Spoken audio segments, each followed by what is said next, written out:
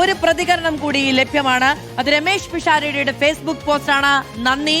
കേരളത്തിന്റെ മഹാവിജയത്തിനൊപ്പം പാലക്കാടിനെ ചേർത്ത് നിർത്തിയതിന് വിശ്വസിച്ച നേതൃത്വത്തിന്, ഒപ്പം നിന്ന പ്രവർത്തകർക്ക്, ഈ വിജയത്തിനായി സ്നേഹാശംസകൾ അറിയിച്ച, പ്രാർത്ഥിച്ച സുമനസ്സുകൾക്ക് നന്ദി അറിയിക്കുന്നു രമേശ് പിഷാരടി. നോക്കൂ, മലപ്പുറത്ത് 1 ലക്ഷത്തിലധികം ഭൂരിപക്ഷം ലഭിച്ച സ്ഥാനാർത്ഥികൾ പരിശോധിക്കേണ്ടതും PK Kunhalikutty, Aryadan Shoukath, TV Ibrahim, M Rahmatullah, PMA Sameer, ഇവരൊക്കെ തന്നെ 1 ലക്ഷത്തിന് അപ്പുറമാണ്. പക്ഷേ ഏറ്റവും വലിയ ഭൂരിപക്ഷത്തിലേക്ക് PK കുഞ്ഞാലിക്കുട്ടി റെക്കോർഡ് മറികടക്കാണ്. 70,000-ലേക്ക് കടക്കാനെത്തിയിരിക്കുന്നു എന്നതാണ്.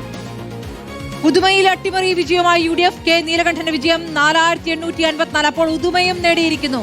കാസർഗോഡ് ഉദുമയും നേടിയിരിക്കുന്നു. ഉദുമയിൽ UDF-ന്റെ അട്ടിമറി വിജയം 4854 വോട്ടിനാണ്. UDF ജയിക്കുന്നത് 39 വർഷങ്ങൾക്ക് ശേഷമാണ്. MV ഗോവിന്ദന്റെ പ്രതികരണം ഇങ്ങനെയായിരുന്നു: ഈ തിരിച്ചടി പ്രതീക്ഷിച്ചില്ല, പ്രതീക്ഷിക്കാത്ത തിരിച്ചടി ഉണ്ടായി. പാർട്ടിക്ക് തെറ്റിയോ എന്ന് പരിശോധിക്കും എന്നതാണ്. പാർട്ടിക്ക് തെറ്റിയോ എന്ന് പരിശോധിക്കണം എന്നുള്ളതാണ് ഒരു തെരഞ്ഞെടുപ്പിന്റെ പരാജയത്തിന്റെ പശ്ചാത്തലത്തിൽ ഒരു പാർട്ടി സെക്രട്ടറിക്ക് പറയാനുള്ള ഏറ്റവും നല്ല കാര്യം. അത് അദ്ദേഹം പറഞ്ഞിരിക്കുകയും ചെയ്തു. വോട്ട് ചെയ്ത ജനങ്ങൾക്ക് നന്ദിയും അറിയിച്ചിരിക്കുന്നു.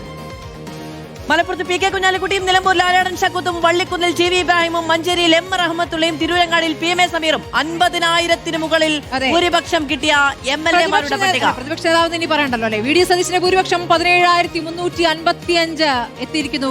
VD സതീശിന്റെ ഭൂരിപക്ഷം 17,355. എത്രാമത്തെ റൗണ്ട് എന്നുള്ള അറിയാനായിട്ടില്ല. സണ്ണി ജോസഫ് UDF പ്രവർത്തകർക്ക് നന്ദി അറിയിച്ചുകൊണ്ട് പ്രതികരണം നടത്തുകയാണ്. വിശ്വാസം കണ്ണിലെ കൃഷ്ണപണി പോലെ സൂക്ഷിക്കും എന്നാണ് പറഞ്ഞത്. ഏറ്റവും പ്രധാനപ്പെട്ട കാര്യം അതാണ്. ഇവിടെ ജനം വോട്ട് ചെയ്തൊരു വിശ്വാസത്തിന്റെ അടിസ്ഥാനത്തിലാണ്. നിങ്ങൾ നൽകിയ ഉറപ്പുകൾ, നിങ്ങൾ മുന്നോട്ട് വച്ചിരിക്കുന്ന ബദലുകൾ അത് നടപ്പാക്കുമെന്ന വിശ്വാസം, അത് കണ്ണിലെ കൃഷ്ണമണി പോലെ കാത്തു സൂക്ഷിക്കാൻ നിങ്ങൾ ബാധ്യസ്ഥരാണ് എന്നുള്ളതാണ്. ആദ്യമായി വയനാട്ടിൽ